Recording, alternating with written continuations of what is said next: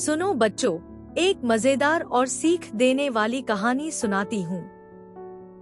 ये किस्सा है एक गांव का, जहाँ विवेक और अभय नाम के दो लड़के बचपन में बहुत अच्छे दोस्त थे। साथ स्कूल जाते, खेलते और उनके घर भी अगल-बगल थे। मगर उनके पिताओं की आपस में बिल्कुल नहीं बनती थी। विवेक के पिता राजू काका पिज्जा बेचते थे और अभय के पिता श्रीनिवास काका पाव भाजी। दोनों की गाड़ियां आमने सामने लगती थी और रोज ग्राहक खींचने को लेकर झगड़ा होता रहता था। समय के साथ यही झगड़ा बच्चों में भी उतर आया। बड़े होते होते अब विवेक और अभय खुद अपनी गाड़ियां चला रहे थे। एक पिज्जा और दूसरा पाव भाजी बेचता था। अब वे दोस्त नहीं, एक दूसरे के कट्टर दुश्मन बन गए थे।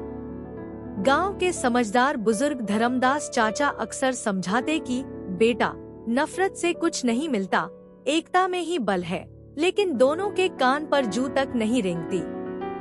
तभी कहानी में आता है मनीष, एक सीधा साधा जरूरतमंद लड़का जो विवेक के ठेले पर काम करता। पर जब उसने तनख्वाह बढ़ाने की बात रखी तब विवेक ने उसे नौकरी से निकाल दिया और फिर वह अभय के पास जाकर काम पकड़ लेता है। और इसी तरह मनीष दोनों के साथ काम करके पिज्जा और पाव भाजी दोनों बनाना सीखकर अचानक एक दिन खुद की गाड़ी लेकर आ जाता है, पिज्जा और पाव भाजी के अनोखे कॉम्बिनेशन पिज्जा भाजी के साथ।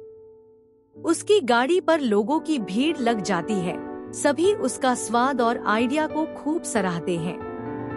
ये देख विवेक और अभय आग बबूला हो जाते हैं और मनीष पर चिल्लाने लगते हैं। तभी धर्मदास चाचा आते हैं और उन्हें रोक कर कहते हैं, ये लड़का मेरा शागिर्द है, मैंने ही इससे ऐसा करने को कहा है। क्योंकि तुम दोनों तो खुद ही एक दूसरे को नीचा दिखाने में लगे रहते हो। अब जब किसी और ने कुछ नया किया तो जलन करने लगे।